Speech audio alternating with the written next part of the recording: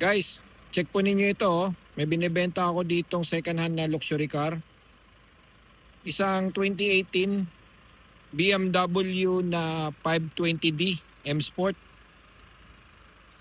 11,000 lang ang kanyang total mileage. Napakasariwa, mukha pang bago.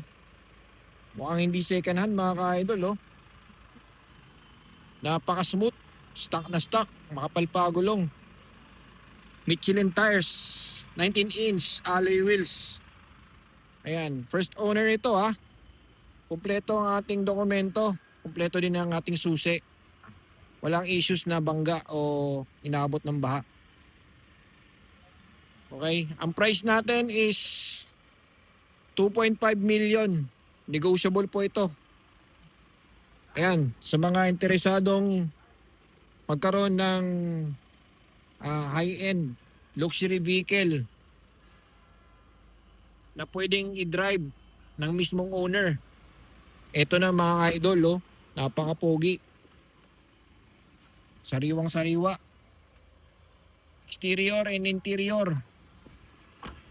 Mind nyo guys, diesel ito ha.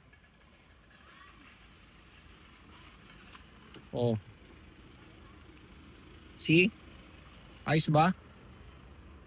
Panalo, di ba? Oh.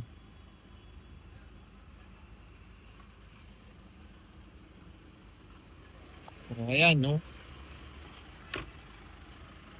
Sa mga interesado ng unit na ito, mag-comment lang kayo sa video ito or i-follow nyo ako sa aking Facebook page, The Carlon Expert.